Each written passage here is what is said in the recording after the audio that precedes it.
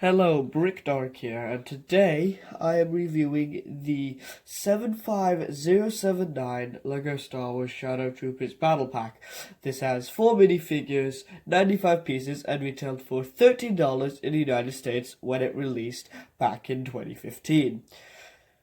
Anyways, let's take a look at the exclusive figures of this set.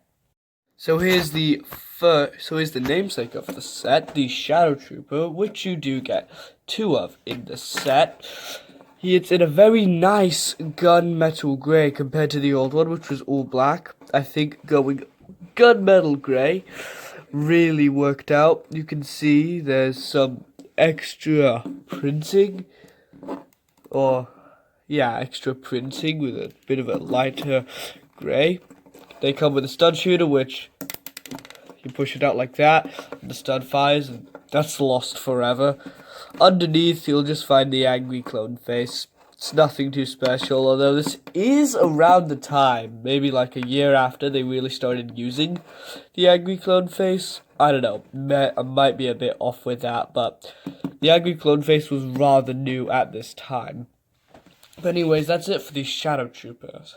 Here's the Shadow Guard, which, like the Shadow Trooper, you get 2 of in the set, and I think this is LEGO's own thing they made up. I don't think this has ever appeared in any actual Star Wars media.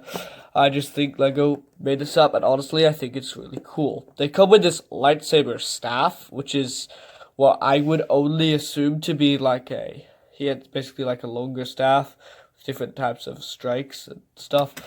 The figure itself is cool looking, but not really.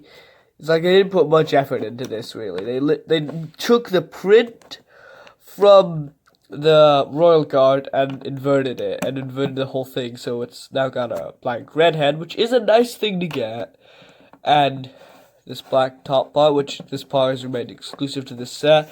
They do have the older cape material, and they have no back printing, but I don't know. I feel like while these guys are cool, they just kind of copped out with them, honestly. They're very kind of low effort. But anyways, that's it for the figures of the set. Let's take a look at the build. So the build for this is what I would consider to be one of the better speeders that LEGO has put out for a battle pack, because they have made some rather crappy speeder designs in the past few years. I really like the color scheme on this. You've got the translucent red and black, and I think that works very well, as well as some gray in here. You have this front part, which is, I remember blowing me away, like back in 2015, and it still is very nice when they use 2 of these pieces to get some nice shaping, which is very nice. You have these 2 fins at the front, and you have these 2 back wings, which you can adjust as they're on hinges. Not really supposed to do that. There are 2 seats. Now, one problem I do kind of have, there's not really a control panel, so if you sit, say, your Shadow Trooper down, and they just kind of are sitting there. There are some clips at the back to hold the stud shooters of the Shadow Troopers, and I don't know, I think a control panel would have probably helped, though I do like that you can fit 2 figures like this. The vehicle looks pretty dang good, even when the characters are loaded up. But that's pretty much it. Oh, one last thing. There is a play feature, almost forgot, with these flick-fire missiles, which is one of the last times they used these flick-fire missiles for a very long time. Push on it, and it goes out like that. These have always had a very inconsistent, I guess would be the word, firing range, because sometimes they shoot up very far, and other times they just kind of plop out. And so I'm glad that LEGO has stopped using them as much as stud shooters. While they can be annoying to get stud shooters, they're a bit ugly, and these look a bit nicer on the build. The stud shooters do work a lot more, so it's like, do you rather go for design or the play? Do you rather go for looks or functionality?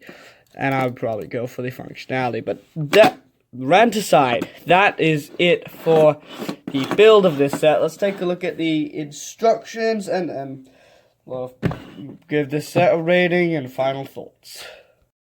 The instructions are actually a nice size for a battle pack, unlike the massive instruction booklets we get nowadays. On the back, there was like some Rebels things. There's a minifigure checklist, and then this, I think this is summer. I think this is like either summer or January wave. You got, I own this set, and I own the T16 Skypar and the Geonosis Battle Pack. Might review either of the Battle Packs soonish, but none of these other sets I really liked, except for Ezra Speeder Bikes and the Commando Pack. That's it for the instructions. So overall, this is just a nice blast from the past, from the heyday of Battle Packs. Battle Packs have really gone downhill in the past few years, in my opinion, because of they keep including unique figures and officers in these packs, which is not what a battle pack is about. It's about army building. And this is a good example. You can build a squadron of Shadow Troopers and a unit of Shadow Guards. You don't have any of the same dumb officers.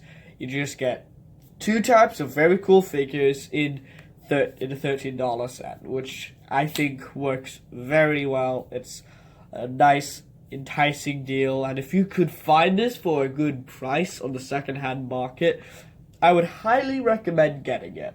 It's one of the, if not the best battle pack from 2015. The Rebels one might be up there, but overall, I would give this set a 9 out of 10. It's a good set.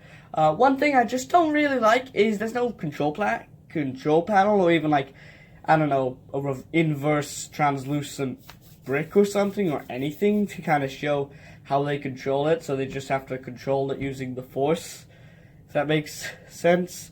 But anyways, that's it for this review. See you guys later. Peace.